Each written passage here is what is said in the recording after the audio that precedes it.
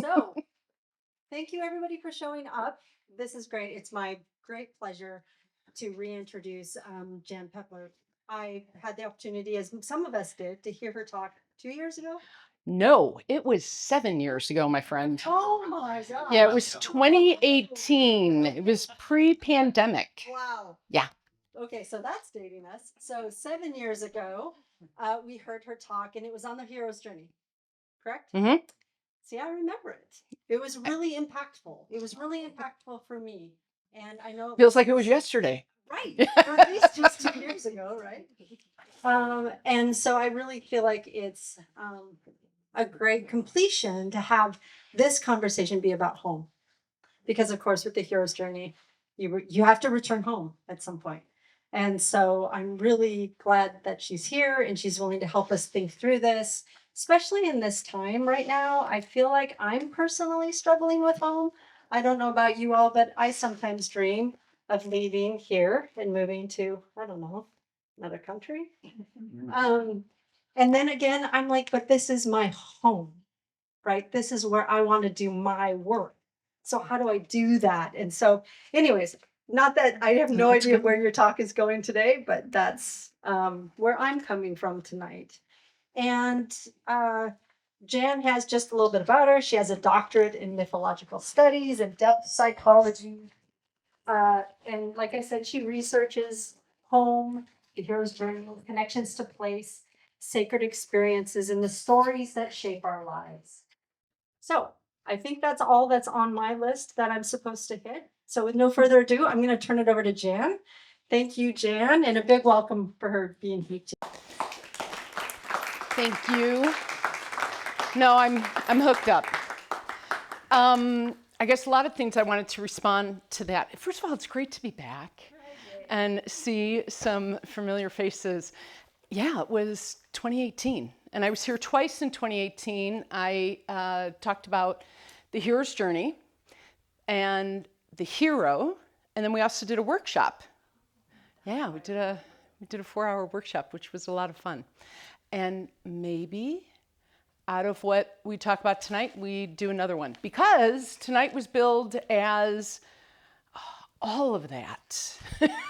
That is a really tall order. And as you were talking, I put returning home up there. If anybody wants to kind of keep an eye on that, make sure I do talk about all those things.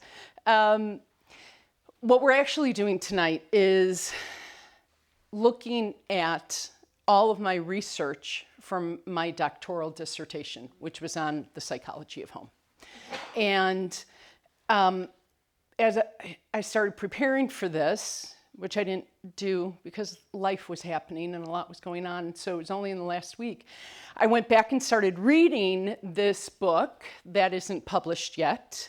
And some of what I talk about is not in my dissertation, which is to say, I know this is going to be on YouTube, and for any of you, if you quote me, please know that some of this is not published yet, and I hope you will, note that it's mine. Anyway, I was looking at all these great quotes from minds that are much better than mine, that were the basis of my research and supported the theories, or they helped me come up with my theories. And before you knew it, I had like 24 pages that I wanted to read to you. And that wasn't going to happen. That's not really my style. So this is more of an engagement tonight than a presentation, although I do have notes. And that being said, is anybody really good handwriting that wants to participate? You can say no. It's all right. All right. Well, I'm going to have markers here. We're going to need them. So in case anybody wants to jump up and help me. You're a love. Thank you. I appreciate that, because this is very low-tech, old school. Wendy mentioned my Substack, which is called Finding Home, substack.com. And that actually grew out of a website called Jan Peppler Home that I started during the pandemic when I was in Italy for 4 months, which you can't say you're stuck if you're in Italy, but it was certainly an incredible time. And eventually I realized that it was, anyway, that's where many of you probably went and saw my bio. So it's old, but there's not a great bio on finding home. And I had started a podcast, but I am very low tech. So you might find me on Facebook, but I'm rarely on Facebook. So don't send me a message there. You can send me a message directly to me if you want, Jan Peppler at Gmail, or I think it's just Finding Home at Substack, okay? I think that's all my back stuff. Yeah, so, but I do want to start by reading some things. And since Wendy mentioned the importance of home, importance of this topic, I want you to know where I'm coming from. Each of us longs for home. If not the physical place itself, we each desire the sense of feeling at home. Most commonly, we think of home as where our family lives, especially if they live where we grew up. But what is home? Where is home when that place no longer exists? Perhaps you left your childhood home for college or a job or for love, and you ended up establishing home in a new place, another city, another state, or even another country. Maybe you got married and home became the place where you met your spouse.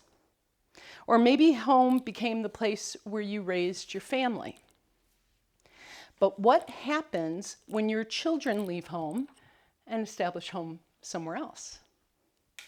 Or when divorce, death, or another kind of tragedy disrupts your sense of home and irrevocably fractures what you once knew to be certain and safe and comfortable. In the absence of children, parents, or spouse, how does one define what home is or decide where home lies? At some point, many of us have felt estranged from home and don't know where to find it. We live our lives buoyed by events that carry us along. We follow cultural norms. We feel content, but sensing at moments the overwhelming sensation of being unmoored and disconnected. We accept what the culture, largely influenced by economics, nostalgia, and advertising, tells us home is, and we strive for that. We buy more things, we buy bigger houses, we change jobs, we move to better locations, and still don't feel content or completely comfortable or soulfully connected to place. We long for something more. What is missing, and how can we fulfill this longing for home? Perhaps, like me, you spent many years moving around for work or love or other reasons, and now you long to be anchored to place. Or perhaps, like me, the home you love is holding you back, and it's restricting your growth. Does this resonate for anybody? That one? Okay, good. Seeking understanding on home has been a deeply personal quest.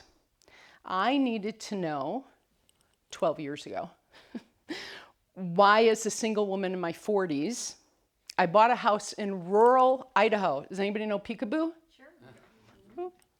Well, I don't know what it looks like now, but it was 6 streets. That's it. So I wanted to understand why I loved that place so much. Why did it feel like home? When I was in the Wood River Valley for 3 years prior to that, I used to say, and my own sister said, well, this kind of looks like Michigan, but with mountains. And I liked it because it was a small town, but it was when I moved to Peekaboo that I thought Peekaboo was my forever home. And I loved it. And I had to figure out why, because I had a sense, as much as I loved it, that eventually I might have to leave it. And so if I was going to leave it, I needed to understand how to find that feeling again. Why did that place resonate? So I hope that tonight, in these 75 minutes, we can cover as much of this as possible And I'm going to just make it as an engagement, so feel free to ask me questions. I'm going to ask you questions, and we'll see where it goes from there. Sound good? Any questions to start?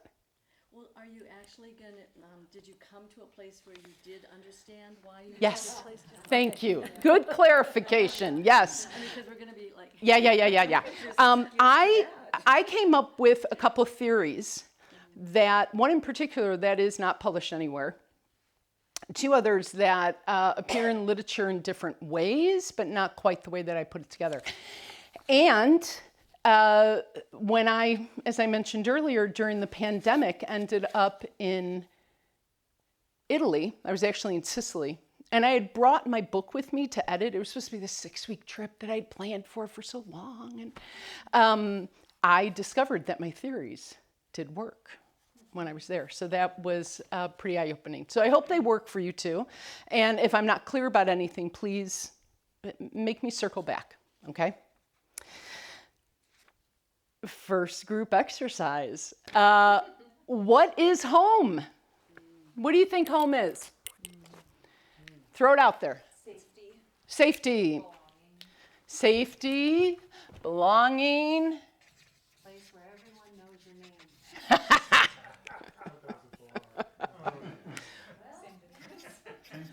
So would you say when everybody knows your name, so that's belonging, that's familiarity, right? What else? It's a connection to my early years. It's a connection to your early years, okay. So connection to childhood. Right, or even, early childhood. Yeah, okay. We'll put down early years. for me, it's what happens on the surface of place once place embeds itself in me. Once you are placed, so once you feel grounded, Once I feel I am in place, right. the structure and the life that ensues Okay, so around place becomes home. what I'm hearing is that integral to what you're saying is that first you must feel grounded, or you find a way to ground yourself in order for the rest of the feeling of home to come. It's to become that place which I am at. Ah. Bigger than grounding. So it's really becoming, embracing the landscape, embracing the environment. Once nature embraces me and I embrace back, home is the response to that. Okay, and nature could also be city. So it's embracing the environment that you're in. Embracing the nature, not the city, not the suburbs. Embracing nature. And you were gonna kind of piggyback on this. Yeah, well, as far as the place, and then once you're in a place, Thank you. you start to develop patterns based on that place, and when those patterns start to feel very, I don't know, very set. So patterns and ritual, kind of like patterns. Whoops. Is there another? Just patterns, Well, just familiarity, structure. home is the kind of place where you go through the same patterns over and over and over. And if you go on a trip, you go to visit somebody, you go on a work trip, you don't go through those same patterns. They're kind of offset. You have to kind of figure it out as you go, and so they're almost. You really don't have to think about it that much when you're at home because it's just what you do. So I would say. Can I say structure? Yeah, but I would say ritual makes sense too. But ritual, okay. Like routines? Ritual, routine, okay. How about place where I have close friends, Yes. So relationships, relationships? yeah.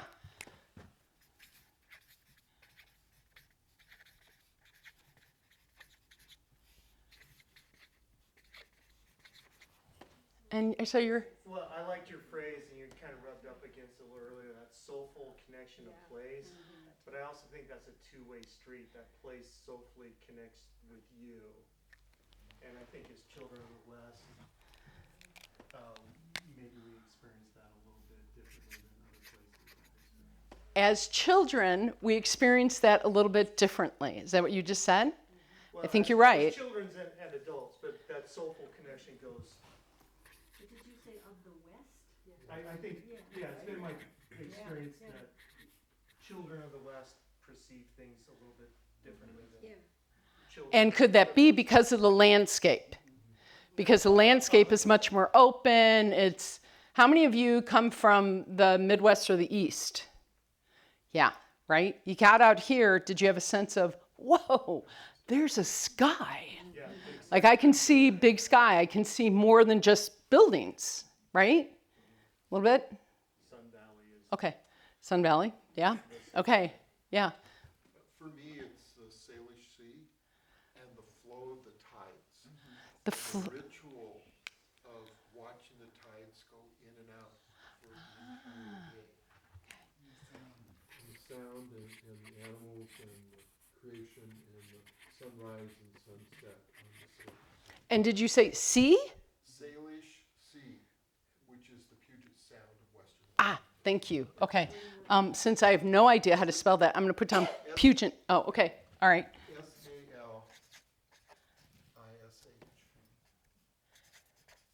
And it's the tides. It's the flow. tides. And so, having spent from sunrise to sunset Right. there, watching it go in and out, and watching the orcas go up and down, and the salmon go in, all those things, that's home for me. And being in the water. So actually, the ritual of being in water and being connected to that. So it's visual, visceral, sensual, right? And embodied. And it's even the sound. Well, and it's embodied. It's embodied, right? Because you're engaged in it. And I grew up swimming in the Salish Sea. Love that. Excellent. Thank you. For me, it's something like, but wider and deeper than inner peace. Okay, go on. Home is not a place, it's a connection to myself, my being, my okayness, which is, I don't know, somehow distinguishable from peace, but So it's being at home with yourself. Self-acceptance. self-acceptance is a way to say it, yeah.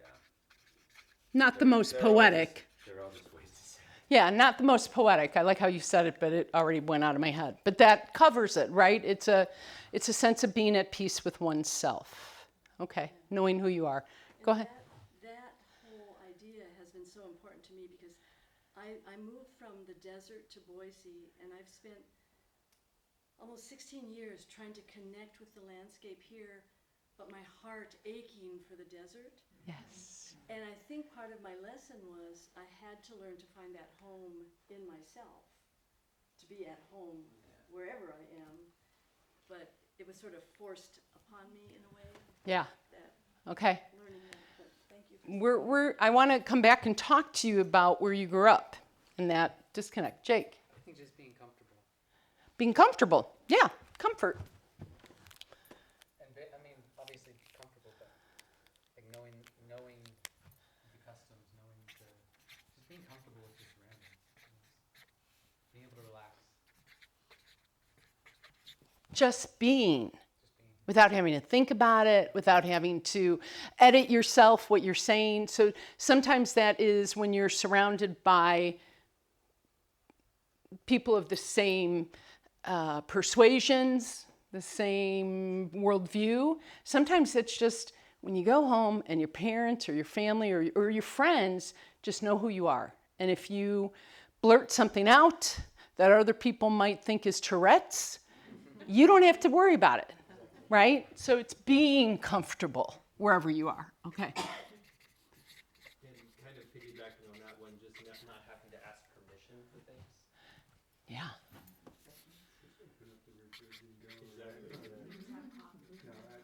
My son's friend, that's when you know that. Yeah, that's a good sign. So that for me is often, that's how I feel about being at a friend's house. Like, I mean, we've got to be pretty good friends. I'm not going to eat anything in your fridge, but I certainly am going to help myself to go get more ice or whatever it is, right? You don't have to ask for permission. I do think that, maybe for me, there's an element of time that's involved with Oh, it. yes. Seasonal time, lifetime, mornings and evenings. The way that time passes, or the way the time that you spent. Well, not to go down too big a rabbit hole, but I've made a couple different life changes, and time is different now.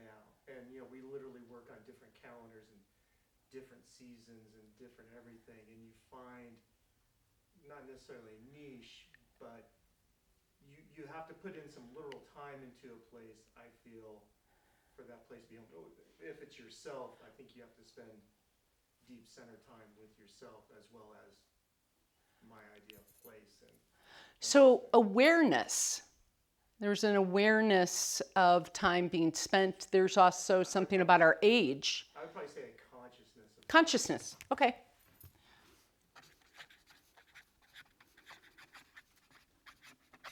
And in the spirit of time, that's it for the open discussion at the moment.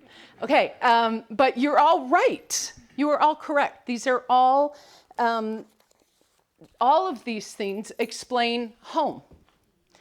Home is a universal experience. It is, when I say something feels like home, you know exactly what that means. Even if our idea of home is different, right? What do we call that? It's an archetype, right? So I don't know if we're all familiar with the idea of archetypes. This came out of Jung's idea, Carl Jung's idea of the collective consciousness. And within that place are behaviors and symbols and actions, and I think I wrote this down just in case I always forget how to say it properly.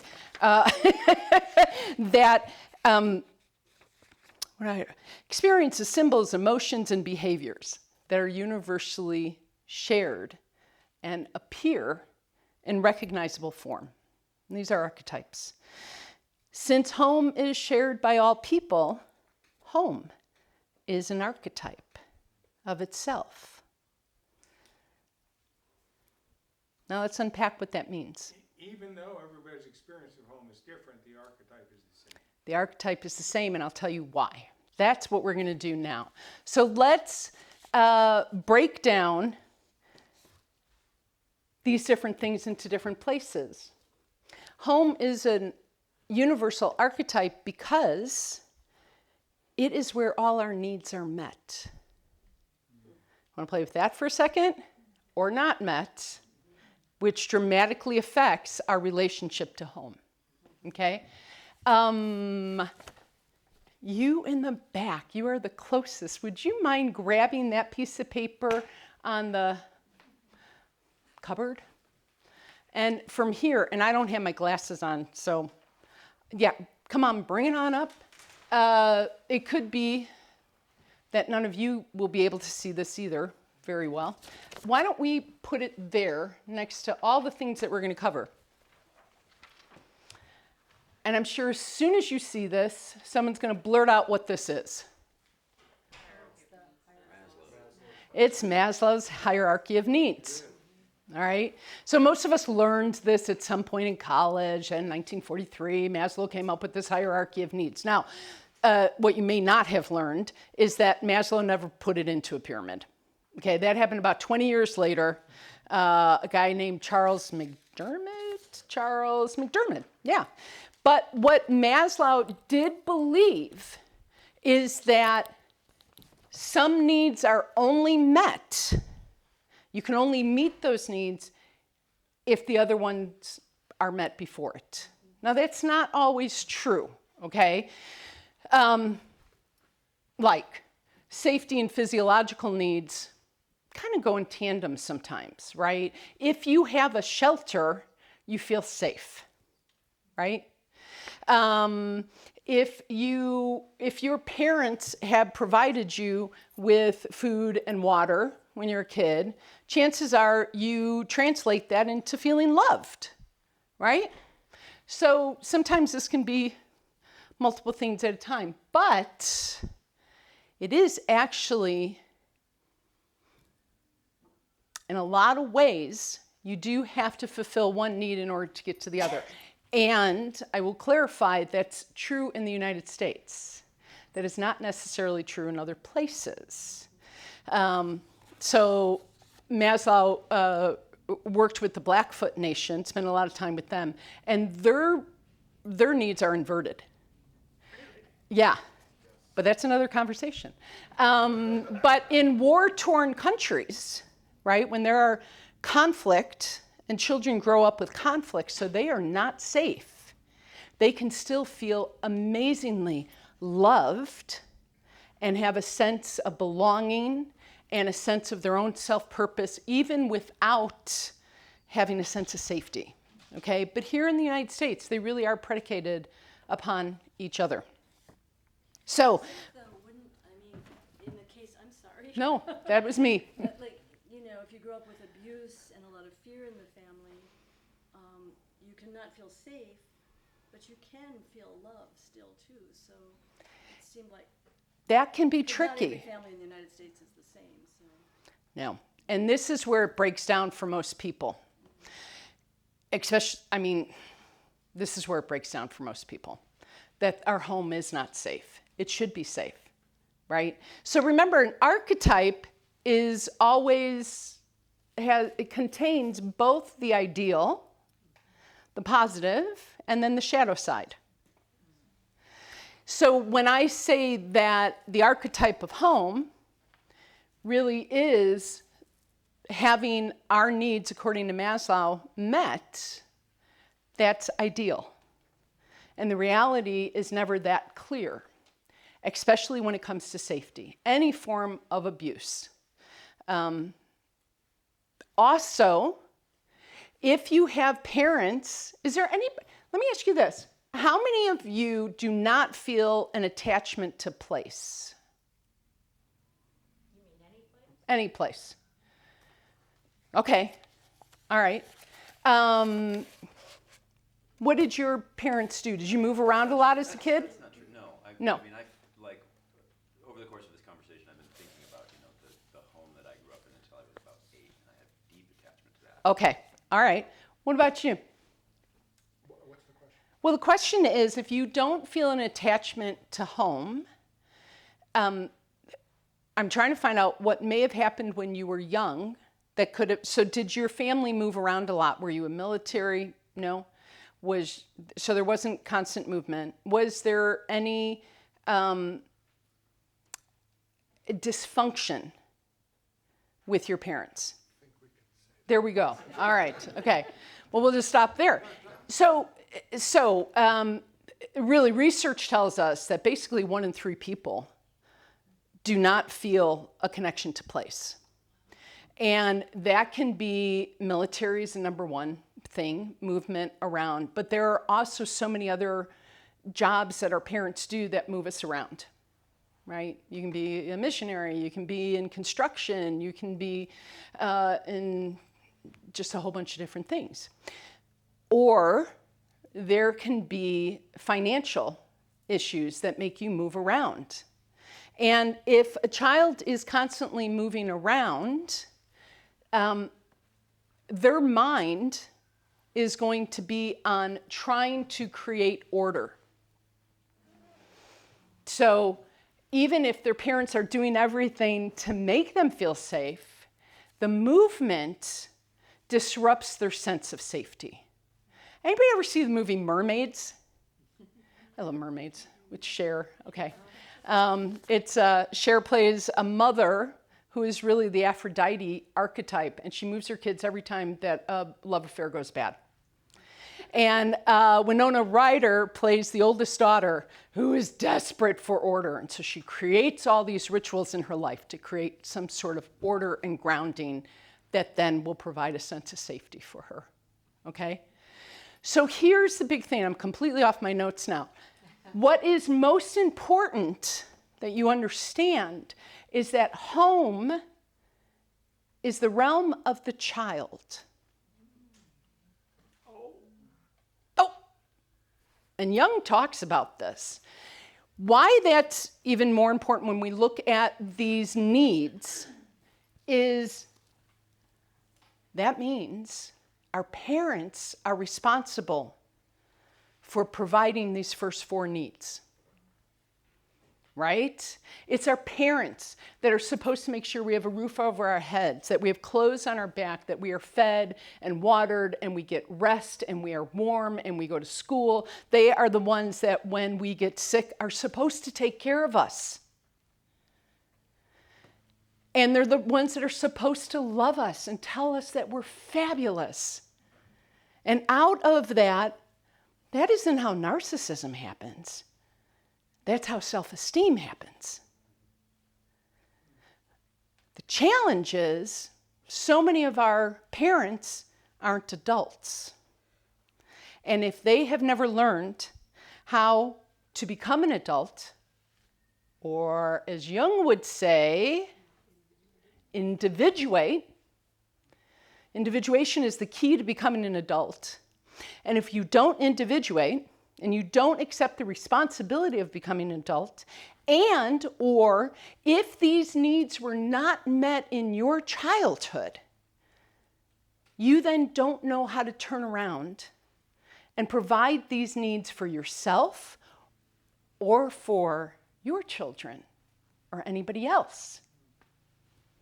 There becomes a deficit, and then this becomes this terrible loop, right? Which I think, I won't get political, but children in cages, kids separated from their parents. I mean, it's like, it already happens in life. Do we have to take it even that much farther? And the impact on our society is immense. Because here we all are in this room, and y'all look pretty stable and intelligent and rational and, like good people.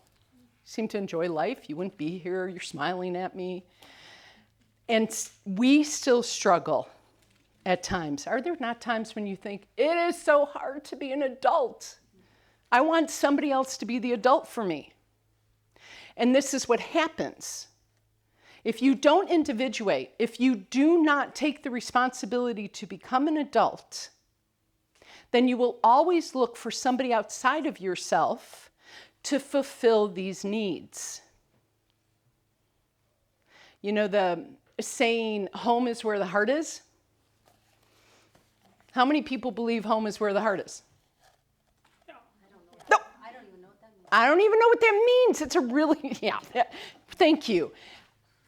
I eventually came to realize that what that means is, because I think colloquially, we kind of assume that means, oh, that's where my family is, because my family loves me and I love them. Or it's where my spouse is, my partner is, right? And this is always in the rom-coms, right? Or it's a great romantic thing. You are home. You are my home. It's a lovely idea. But what that does imply is that that person then is fulfilling all these needs for you. And that's not really being an adult. Now, there are times in life when we have to do that for each other, right? We do share that with others. But when we are longing for home as adults, and we all do, right? There's always this time that we long to go home. Now, maybe it's the holidays. The holidays, if we're longing to go home, it's usually because we want to recapture that same magic we had as a kid. And then once we're there, we get caught in this trap of, don't treat me like a kid. Right? And that's what happens, because home is the realm of the child. And our parents fall into archetypes, which I also want to talk about, not just the father archetype and the mother archetype, but they embody additional archetypes that are at play with us. And we will immediately revert back to being a child who doesn't want to be a child. And yet, we wanted to enough because we want that comfort, right? So there's that push and that pull. A healthy childhood home that provides love, which supports our growth and bolsters our esteem, allows us to leave behind the child archetype and become adults. And this is critically important because becoming an adult means accepting the responsibility for these needs. Right? We have to grow up at some point. We all know the stories of those who don't grow up that are still in the basement, right? But intrinsically, we want to grow up. We don't want to be that person in the basement, right? We're really anxious. If you can remember when you were in high school and you knew it all, you couldn't wait to get out of the house. You wanted to grow up. And then you realized, oh crap, this is hard. So it's really nice if you had some years where you could go back and forth. But eventually, we have to grow up and we have to find our own housing. We have to make our own money.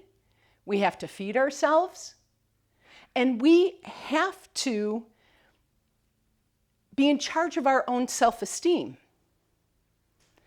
So this is, again, a big problem that happens is that people look to somebody else and say, you complete me, and expect that person to love them when they don't love themselves. But my mom and dad loved me, and they might still love you. I actually have friends that talk to their adult kids every single day. Now, yes, I have an opinion about that. Because as an adult, you need to have adult relationships. And not with your parents. You need to have peer relationships. That only happens if you've developed your own self-esteem. So, individuation is key. We have to individuate. Now, we've only been talking about these first 4 levels, right? The physiological, safety, love and belonging, and esteem. At the top is self-actualization. Actually, Maslow, about 20 years after he came up with these, he revised his theory and he put in 3 more things. Whether or not you're familiar with that, it doesn't really matter because I don't use them, except that I think transcendence is an interesting one. But in terms of the archetype of home, all that matters is self-actualization, realizing your potential. You have to be an adult. That's part of your potential. Here's the trick. You cannot achieve self-actualization at home. You have to leave home. That's a bummer. And yet we're all anxious to do it in some way, right? So that is, first 4 are about being at home, getting your needs met, and whenever you are at home, that child archetype gets triggered. Even as an adult, you are feeding that child archetype in a very responsible way. Remember, we're Jungians. Life is not either or. Life is a whole beautiful mush of both and. Okay, so according to Jung, the child must detach from its origins and experience abandonment in order to achieve independence. The abandonment, however, is not from our parents. It's from us. Abandonment is from ourselves because in order to reach maturation, we have to put aside our child that is still clinging to home. And that's what most of us want to do. Sometimes we do it way too early, especially if we were reared in a house where our needs were not being met. we jump to becoming more of adults. We jump into this self-actualization, into individuation, into becoming too mature for our age because nobody else is taking care of us. But then at the same time, we mourn that, that becomes more and more difficult to untangle. You don't get to just untangle, oh, my mom was an alcoholic. Now you've got to untangle, my mom was an alcoholic and I had to be mother to her. And so I wasn't able to be a kid. See how that compounds? But I think that's very interesting to know that there is that sense of loss and abandonment of ourselves. We do it to ourselves. It's not somebody else. Leaving home, first and foremost, means leaving mom. And again, mom, as you all know, is not necessarily the woman who birthed us. Although, quite literally, that is our first home, right? But the person who acts as that mother archetype is what we need to break away from. Because that mother archetype is who is responsible for providing home. Even if we weren't in her womb. It is the mother that provides home, the mother archetype that provides home. Does anybody know what the father does? And that's not a trick question. What? No, not necessarily. Mom provides safety. Think of the mother bear. Dad leaves home. Dad leaves home. Dad isn't in the home. Think about that for a minute. For the most part, the father archetype exists outside of the home. This is in all our world religions. This is in all our stories, in all our mythologies, in all our fairy tales. Mom's the one that's at home, making sure that your needs are met. And dad is the one that exists out in the world. Dad comes and goes from the home. And there's something about that father archetype that is so intriguing to us because we want to leave home. And so the father is responsible for us leaving home. Go ahead. That's hero quest number 1. Go find your father. Exactly. It is. Okay. At the bar, yeah. So, audience participation, tell me what the mother archetype is to you. When you think of the ideal mother, and if you want to give me the shadow side, you can do that too. But again, when we talk about being mothered or having a mother archetype, we were looking for that mother figure or that, right? What does that look like? What are the behaviors of the ideal mother archetype? Nourishing. Yeah. Comforting. Okay, what else? Encouraging. Encouraging. Healing. I'm sorry? Healing. Healing. Yeah. Consistent. Oh, consistent. Validation. Food. What was that last one? Food. Food? Food. So nourishment, right? Nourishing. Okay, food. I'm sorry? Teaching or instruction. Instruction. Okay. Predictable.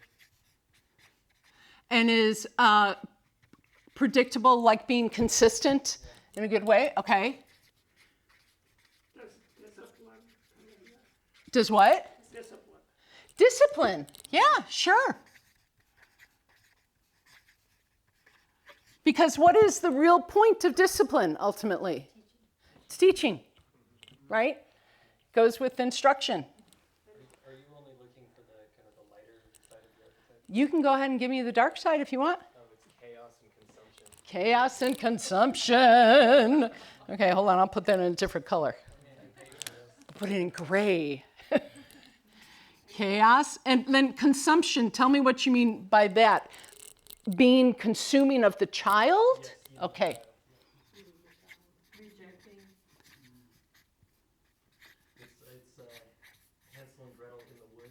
in the house made out of candies until the witch has fattened them up enough to eat them. Right? Yes, yes. Who said rejecting? Tell me more about that. My mother archetype came from my grandmother. It was Yeah. It was messy in the house. Yeah. Not physically, but Right. yeah. Okay. I got So your mother the actual birth mother, the mother who rejected you. rejected me. Yes. Okay. Okay. Anything else? Judgmental? Enmesh. What was that last one? Enmesh. Enmesh. So too involved in your life, right? I don't know if this is a good. I liked, wait, hold on to that, but I'm going to put down suffocating. I just heard that. And the other way I think of this is not allowing you to individuate. What did I was thinking of indoctrination, like this is the person who kind of in So- culture, that can be good, that can also be bad. That's also part of judgmental. Like if you don't meet, you are only a good girl if. If you grow up to be a doctor, you're a good girl. If you grow up to be a dancer, you're not a good boy. And it could be something like please and thank you. Yes, Like, it can be any of those things. Were you quiet when the other adults were around, right? So I'm going to keep it with expectations. Expectations. Controlling. Or manipulation. Yes. Rescuing. What was that? Rescuing. Tell me about that. Not allowing someone to struggle at all. That is so good. Thank you. Yes, who said that? Yeah, rescuing. Yeah.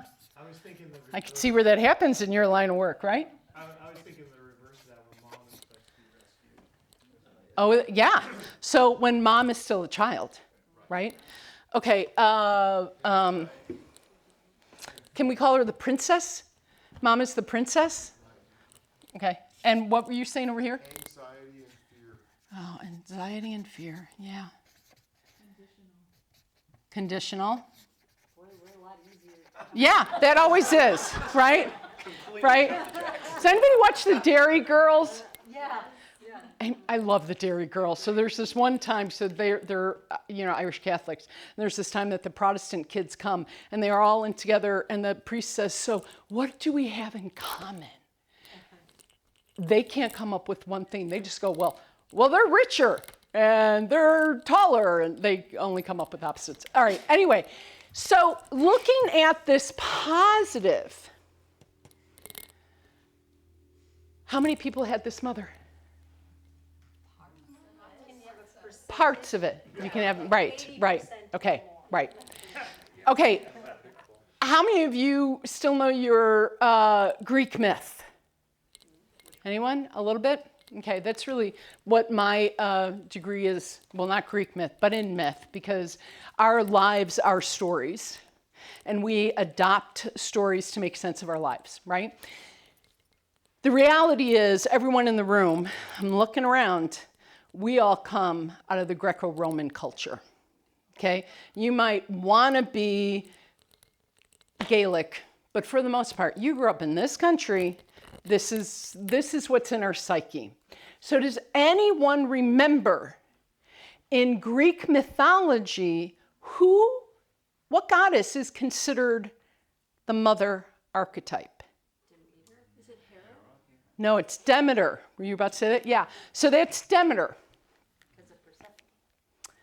Right, because of the story of Persephone. Does this ring a bell for people? So Demeter is basically a single mother because Zeus is the father of Persephone, and Zeus was the father of everybody. And so Demeter is the goddess of the earth. She is the one that's responsible for the crops growing. That's, fecundity and growth and nourishment. And she has one daughter, Persephone, whom she loves with her whole life because it's her only daughter, right? It's her only kid. And, the father was a jerk. So in the traditional telling of the story, Persephone is abducted.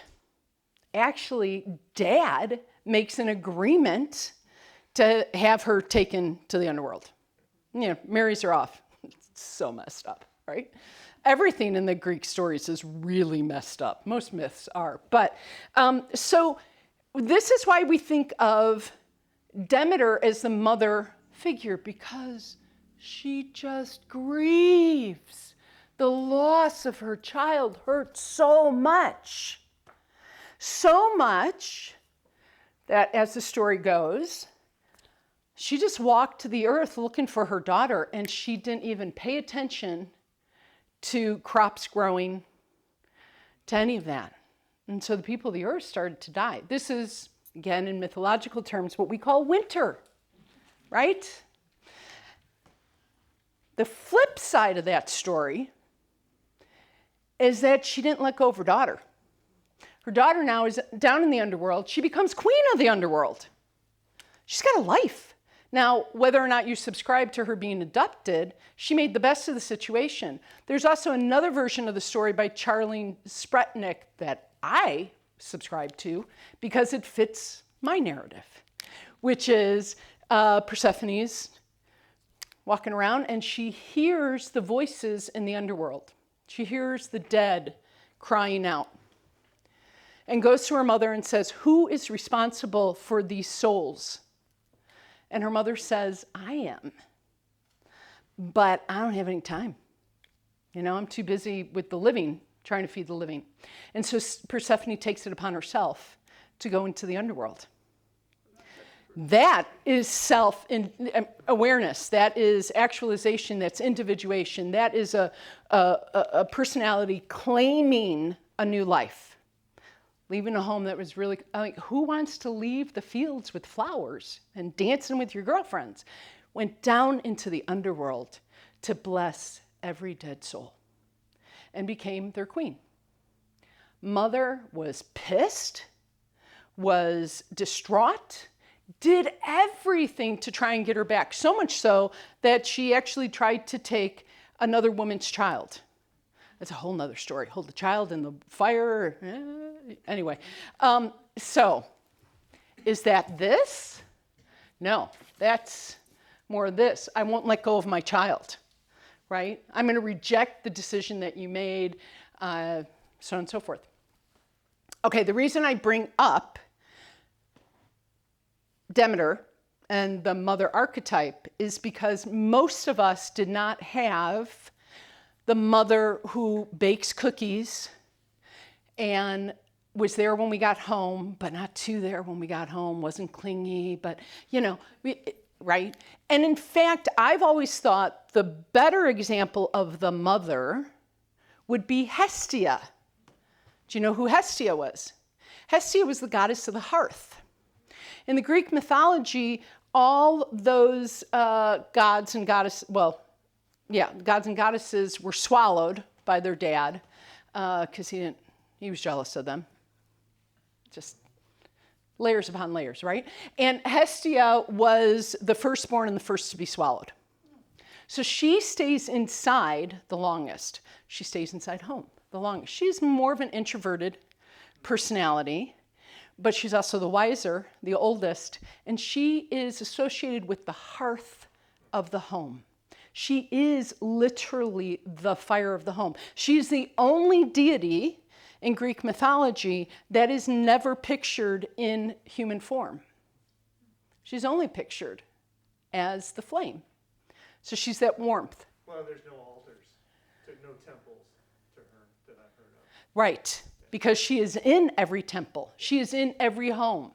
When a daughter got married, she would literally take part of the fire from her birth home and walk it over to her new home, which is her husband's home, right? That's how important that was. So that's how I think of Hestia, but of Hestia as being the ideal mother archetype. But the flip side of that is she can be very isolated and very quiet and not very communicative.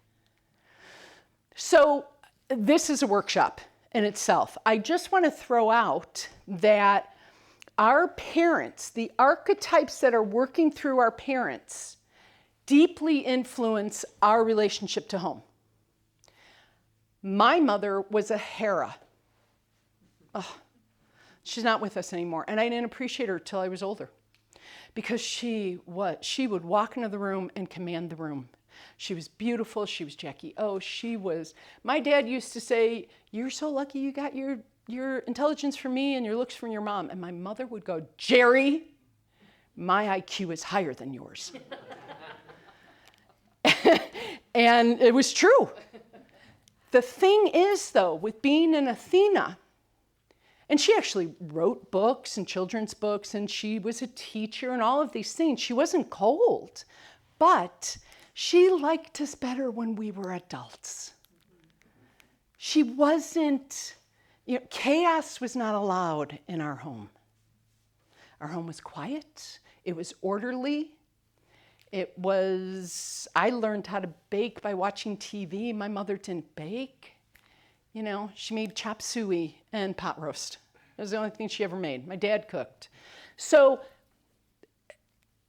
it took me decades to understand that where the deficiency was for me in what I wanted in my home, I thought my home had to be orderly. It had to be filled with books. My dad was like this too. It had to be very erudite. It had to be quiet. It had to be.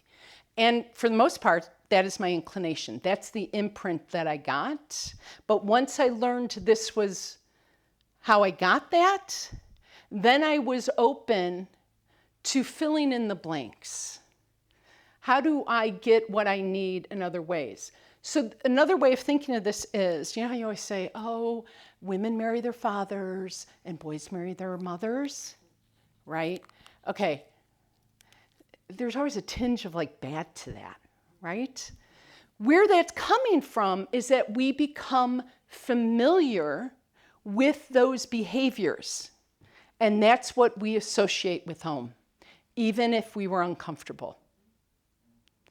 So even when our mother is controlling or our father is controlling and we know that and we grow up trying to rebuff it, 9 times out of 10, that's what's comfortable to us though. And that is what we will be drawn to. So until we recognize the archetypes at work and we can see both the bright side and the shadow side, then we can work with that. Then we can work with that to find our comfort home, right? All right, where are we?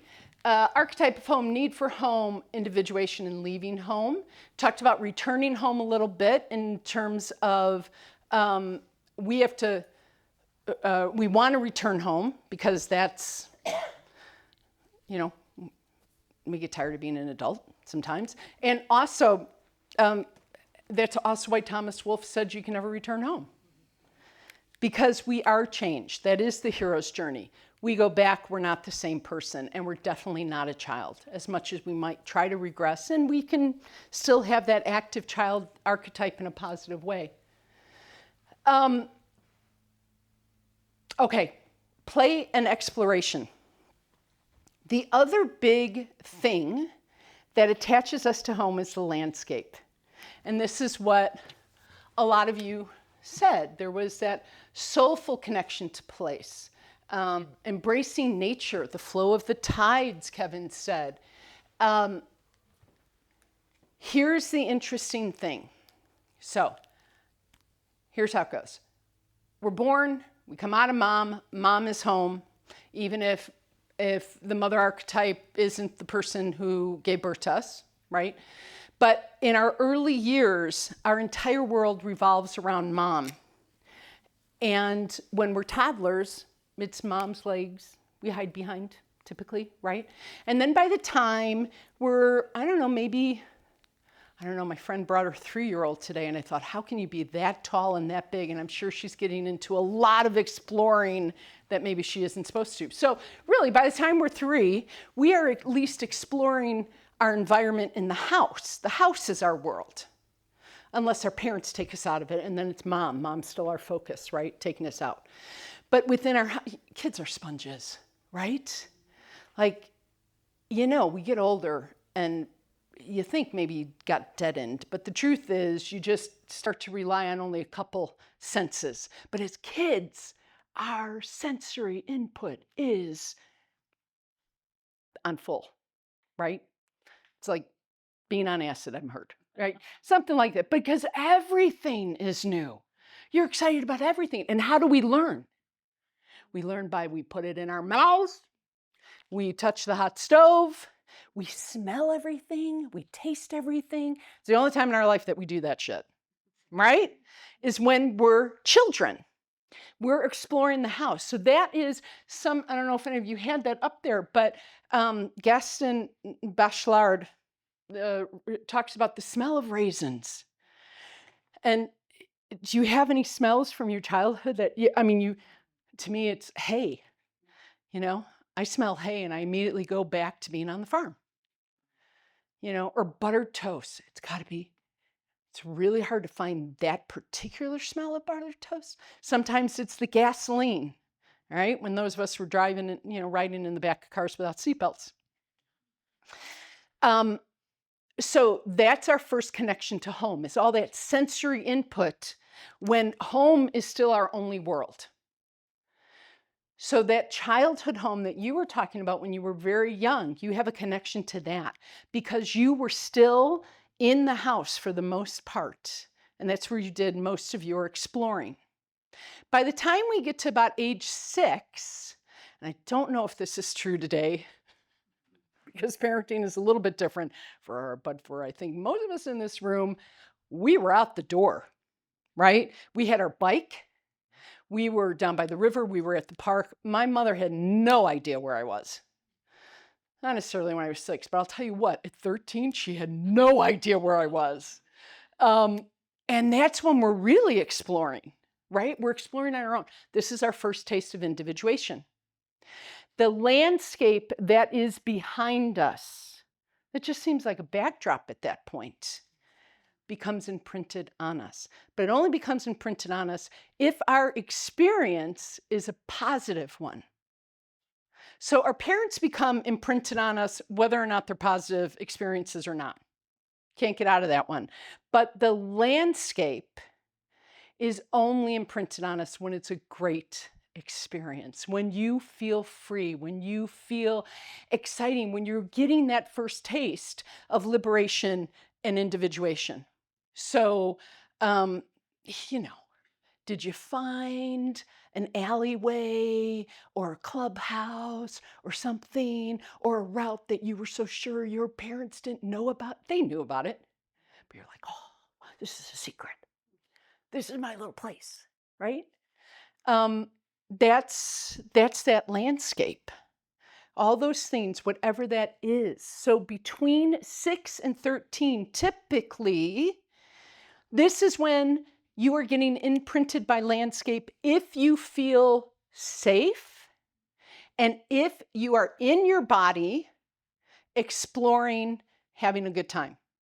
We learn things are retained through body movement. Again, this is the first time in our life when we are moving and not feeling awkward. Maybe by the time 13, you are feeling awkward. But when you're first young and you're riding your bike or you're just getting dirty or whatever it is. So you mentioned growing up in the... No, I didn't grow up in the desert. Oh, okay. I loved the desert. I grew up in northern Minnesota on a lake in the woods. Wow. Okay, so when you were a child, can you remember any of your really great experiences as a child? Oh, yeah. Did they always happen in the woods? Pretty much. Really? It was an iron ore mining, so there's a lot of red rocks and crystals. So rocks were great, and then the water. I lived on this beautiful lake. Okay. We swam. I don't even remember learning to swim. Okay. There were bear and moose, and it was just great. Where were you in the desert? Well, I fell in love with the desert in New Mexico. I'm going to stop you right there. Did anybody else hear that the rocks that she saw in Minnesota were red? That's it. We're stopping right there. Just because I just want you guys to make like some connections. What about you? You had your first 8 years. You started to think about that a little bit more. I mean, I remember the house less than I remember. My grandfather owned a farm, and then he gave my parents half of it. Okay. So it was sort of just like it was in mid-Michigan, so it was we just had a Yay, huge Michigan. house, and there was Yeah. a little forest, not a thick forest, but Right. a little forest with a creek running through it. Grandpa Nick, we just walked through the woods and went over to Grandpa Nick's house. We had a huge amount of freedom. I think we left that house when I was 8. Um, So I- how did you get here? Oops. How'd you get here to Boise? I mean, I went to school in Minnesota, and then I applied for jobs and took the first one where they hired me. So I was here. And do you feel at home here? Do you feel any resonance with here? Yes and no. I mean, I'm pretty comfortable. I gotta be comfortable leaving. Okay. 'Cause I've done that before. Right. I went away to school, and then I went away after school. And I have a vague sense that I was running from something, and I've done a lot of work on that. But We're always doing work. That's the other thing I want to say to you. If we don't get to this, all of these questions about where we find home and then homesickness and nostalgia, you got to embrace the difficult shit. It's uncomfortable. And in our culture, we tend to move away from that and so we try to rely on just the happy and good. But yeah, you got to do the work. So good for you. and Yeah. being in the woods is definitely a deeper sense of peace for me Right. than not. Okay. Okay. And you know that, so are you able to find that when you really need it here? Yeah, I don't think about it explicitly, and I don't need to go into the woods. I love doing it, but yeah, I mean, I think I would feel pretty okay wherever I was. Okay. My my cousin's wife grew up in Chicago and had a mother who was always sick when she was a child. And so she always had to take care of her mother. She was being sent to the store to get the aspirin as well as the cigarettes and everything else. And mom wasn't really, there for her. We already kind of talked about that, right? And then, so it was miserable, right? Being home was not fun. And she's in Chicago. And I like to visit Chicago, but I don't want to live in Chicago. Other people, no offense. And at age 8, her father took the family to the Grand Tetons. And it was the first time in her life that she remembers being embodied. And her mother, for whatever reason, either her mother was happy or just, my cousin's wife went off and just had fun. She was too wowed to even think about her mother. I asked her later, she's in her early 60s, and I said, why have you been in Sacramento for the last 40 years? She goes, I don't know. Well, because this is how I got here. Da, da, da. And as we kept talking about it, has anybody been to Sacramento? So what surrounds Sacramento? Mountains. It's the mountains. And yet you're also in a city. So you have that so she was, without thinking about it, she was having those needs met. There was a landscape there that worked for her, which is kind of what happened. That was eventually how I learned that being in Peekaboo, it was this combination of Michigan with mountains. So it was farmland. I grew up on my godmother's farm too, spent my summers there. And the mountains around. But where did I get the mountains from? Well, at 18, I moved to San Francisco from Chicago. And what's in the Bay Area? Mountains, hills. It's really beautiful, right? That is the other time in our life. If we don't, as a young child, go out and explore our environment. And again, I know another person who grew up in Queens and she never played in her neighborhood. She doesn't remember that at all. You know what she remembers? She remembers being a young child, and at Halloween, some teenage kids tried to come through the door at trick or treat and tried to rob them. And so her mother and her grandmother said, you can't go out. So she never really played in her neighborhood. It wasn't safe. But at 18, she went up to the Adirondack Mountains, SUNY, in mid-state New York. And it was the first time in her life that she was out of the house. And she loved it, right? She was experiencing things and growing and curious and learning. And that landscape imprinted on her. She didn't even know it. I said, how'd you get to Sun Valley? Well, after college, I came out here because friends were out here. Why are you still here? I don't know. It just feels like home. And then I asked her about her childhood. And I said, is it possible that Sun Valley reminds you of where you went to college? And the light bulb went off. So if we can make those connections, those are the imprints. Again, it's a lot easier to do if we do it as a workshop and we all have a chance to think about this. Homesickness and nostalgia. I just want to real quickly say something about those because homesickness is real. And, I also want to give a shout out to Scott Heider, who is one of the founding members of Idaho Friends of Jung.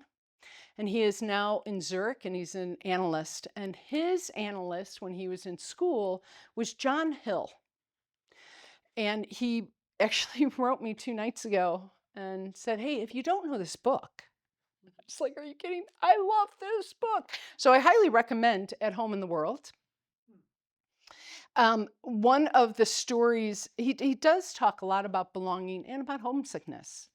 And one of the stories he talks about that resonated with me because of my experience was a woman who left the country as a kid and got moved into the city. And, she's in her 20s or 30s and severely depressed. And she doesn't know why she's depressed until eventually she figures out that she left that landscape and she was homesick for it. Homesickness is real. Homesickness used to kill us, probably still could. It's heartbreak. It is grief. And it is the same grief that it happens, remember, when we are abandoning the child within. When we are individuating and leaving home because we have to leave home. But it's hard to do because we loved home. There was still a part of it. Our child was there. So homesickness is real. Homesickness really is about becoming an adult. And you can work with that, right? You should feel it. Did anybody ever see the movie Brooklyn or read that book? Great book. She comes from Ireland, experiences homesickness deeply. Highly recommend it. And she just the only way through it is through. It's the hero's journey. Nostalgia is different. Nostalgia, who do you think controls the nostalgia in us? The child. Nostalgia typically is the wanting. It's trying to hold on to what was. Trying to hold on to, things were so much better then. Yeah, you know why? Because you were a kid. Someone was taking care of you. Of course it was an easier time. But we see this in our world, right? There's a lot of policy based on nostalgia, which is not necessarily the healthiest self-actualization into an adult that takes care of oneself. And, caveat, everything I say, there are exceptions, right? You may have those exceptions, you can share them. But so just throwing out that. I want to say one other thing about those imprints. You just never know where they're gonna crop up. But how we end up feeling at home as adults now, wherever we are, is to again try to really go back and look at our childhood. What were the happy times? What were the places that you played? Who were the people that you really did love and you felt good around, right? When I was a child, I spent my summers in Michigan, central Michigan, on my godmother's farm. And there were always about 6 grandkids. I was the godchild, so I wasn't really family, but I called her grandma. Everybody in town called her grandma. You just address Grandma Baird, and it would get to her. And because there would be at least 6 of us in the house, she had had 10 kids, 8 kids. She'd had 8 kids, by the way. And her husband died when the youngest was 10. She was a strong woman, farm woman. And so we would sleep 2 to a bed. And we were always in each other's faces. And then during the day, even more kids would come. There were a couple grandkids that lived across the field, right? I have fond memories of watching the Twilight Zone and Detroit Tiger games, tangled up in arms and legs, right? Because you're kids. That's what you do. There was only one couch, right? So you're on the floor or whatever, and you're kind of all over each other, and we slept in the same beds together and that kind of thing. Fast forward to 2017, 2018, when I was teaching at College of Western Idaho, and I lived in Peekaboo. And so once a week, I would drive over to teach. And I stayed with 2 friends who were relatively new friends, a couple who I loved. They were just delightful. I really liked them from the beginning. They were so much fun. But their home is very different from my home. Very different. Their home is a perfect place for kids. It's always a little bit of chaos. In fact, I think there's bunny rabbits and dogs and turtles and everything else. My house is always very orderly and quiet and never, you clean up messes, that kind of thing. So I would stay for 1 or 2 nights every single week, and yet it felt like home. There were moments when I would do the dishes and think, you get the twitch, right? Like, but then we would sit down and watch a movie, and there was only one couch, and there would be 3 of us on the couch, and it would be legs and arms entangled. And I thought, this is home. And it really took me, I had to think about it. Why do I love these people so much? They're great people. But why does this feel like home when the dishes make me nuts, but being here feels so right and I never want to leave? It was because of that. That's actually one of my friends over here right now. So I'm not sure that I covered everything. What questions do you have? Oh, we have a microphone. We can turn it on. Ah. I got it. Okay. Come on.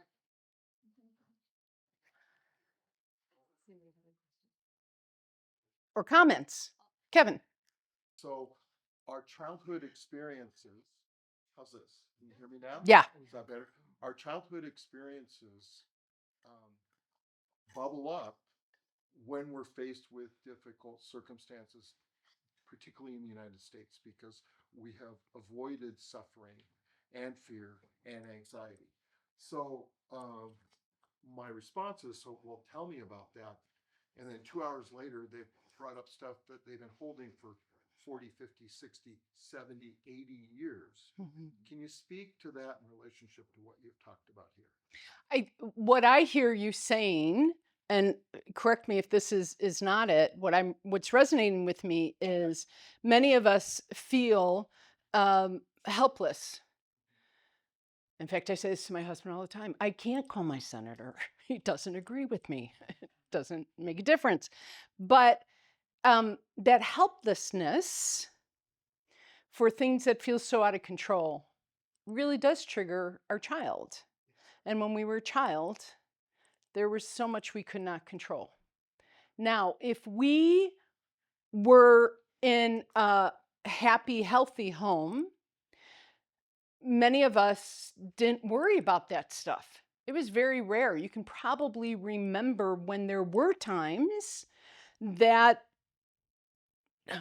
why is this going on? This is like our parents are fighting, or there's tension about it because it was unusual.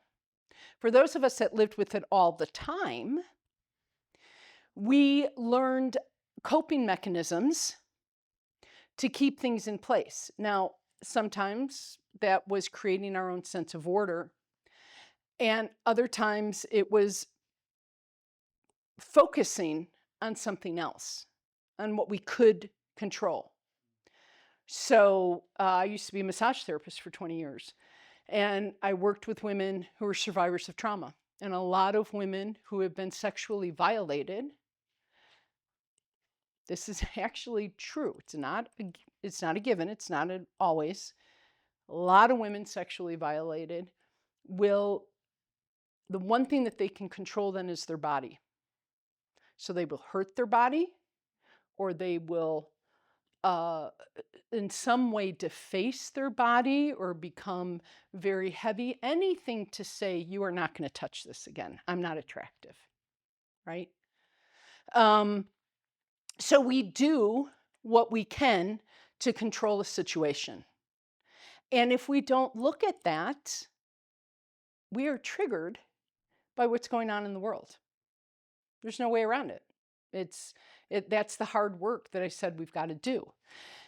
And it is about being able to talk about it. You've got to talk this through. You got to, I know somebody who says, don't tell me to look in the past because that's already happened. Let's just focus on going forward. The thing is, you've got to look at the past in order to not keep repeating it. I mean, that sounds so simplistic, but it's true.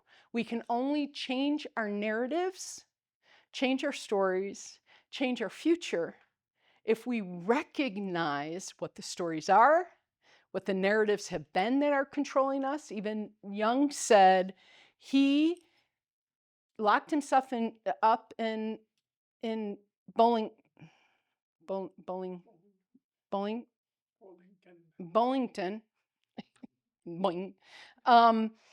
because he had to figure out the myth that was controlling him.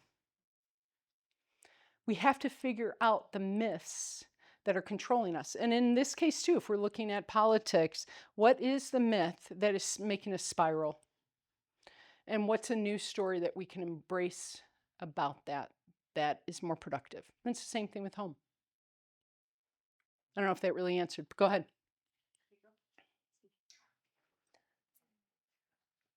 So one thing that I was thinking about, and it's sort of an unprocessed thought, so I'm going to offer it. Bring it on. Comment on, is that you were describing home as like almost like a threshold to the unfamiliar from the familiar. Yes. And that this seems like it would somehow mitigate the anxiety of being in the unfamiliar as you walk this threshold in a safe home. And I think about how much anxiety people have in the modern day, and I am asking myself, like, what's the relationship between that and the anxiety in the modern day? Like, we haven't been able to do that stepping out into the world Right. without significant anxiety. My opinion is there are several things going on there. One is you have the American mythology. What's the biggest American mythology that we live under? The rugged individual. So that's a problem, right? James Hillman really talks about this. This has really messed with us in the States because in other cultures, individuation isn't viewed the same way. If you are not part of the family unit, that's where your value is. But here, our value is only if you are that rugged individual, you are that maverick, you did it on your own. So that's the first thing that's really hard to, that's a lot to put on somebody. Then parenting change in our ideas of what's the best thing for our kid? Well, my mom had to be hired out during the war to help pay for it. I would never do that to my kids. And so you end up getting some of the shadow sides of stuff because you don't want your kids to have to experience any discomfort that you felt. So this whole, what do we call it? Helicopter parenting. We don't want to lose our kids. We don't want our kids to be hurt. You know what? Our kids have to hurt. You have to fall down. You have to feel homesick. You have to feel homesick. I'm telling you, is there anybody in this room that never felt homesick? We have to feel homesick in order to separate from our parents. The other thing, though, is we tend to think that separating from home is divisive. It's going to be this schism. No, it doesn't have to be. The reason we think that is both because mom doesn't want to let go, or dad doesn't want to let go, or the child doesn't want to let go, right? And then we don't want anybody to be upset. There's this whole conditional love going on. You're only my daughter or my son. You're a good kid if you do this. You still call me, oh, the Jewish mother, you never call, right? But the reality is self-actualization is not about separating from our families. It is about understanding ourselves as individuals within the family, which is really different. And when we can do that, when we can trust whether or not we were given the foundation of these needs to do that, or we go to therapy, or we get ourselves a great circle of friends or something to help us feel confident in ourselves, if we can do that and hold on to that, then going out into the world is not as hard. We can pull from the good experiences. We can pull from the good imprints and move them forward. Did that answer? Is that helpful? Okay. I know we're at the mark, but Okay, we'll do one more last question. Go. You talked about how the home is the realm of the child. Yeah. And how individuation requires leaving. Is it the case that an individuated adult will always be somewhat a foreigner at home, or is there a way to reintegrate this childhood sense of home with something more? I think that the struggle for us is we want to return to the magic of being a child, of that first discovery, those first smells, those first that wonder, that excitement, that, personal theory. This is why some men fall in love with young women, because they're starting to get jaded, and then there's a younger person that's bubbly and full of life, and they go, I don't believe in the whole animus thing so much, but there is this I want to feel that wonder, right? Again, back to what I was just saying, I think if we can recognize that leaving home is actually a hero's journey, right? We do come home. We can return home, but we are different. We have been transformed. It is not a hero's journey if you didn't slay a dragon. If you are not transformed in some way, if you didn't let go of something, you are not a hero. You come home unchanged, you are still living in that child archetype. So if you can come home as the hero and recognize that your uniqueness brings something into the house that is still needed, into the family that is still needed, and you recognize yourself as a unique potential inside of this unit, yeah, you can go home and it can be great. It's never going to be what it was as when you were a kid, though.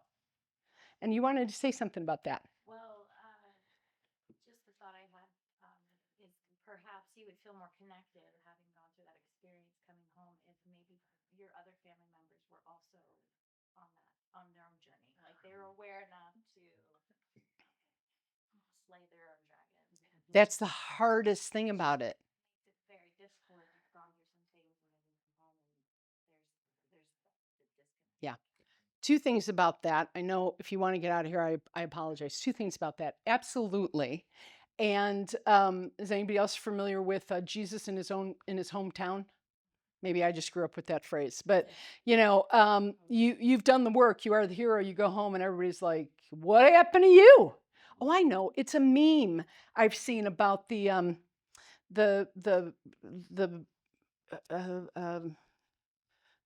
what transforms into a butterfly.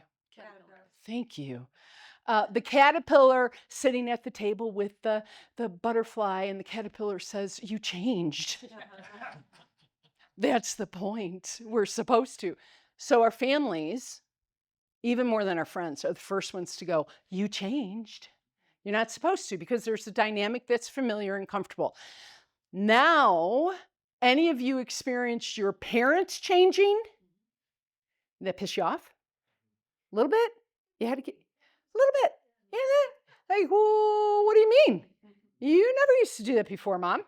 What are you doing that now? Especially like if one parent dies and the other one that, So we're guilty of it ourselves, of seeing each other outside of the archetypes and the roles that we play in the unit. It's challenging for us to see each other as whole individuals and that we change. That's why you got to have support.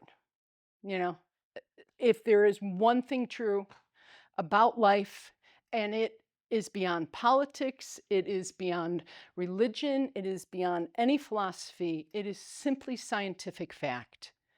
We are connected. Everything's connected. What we do affects others.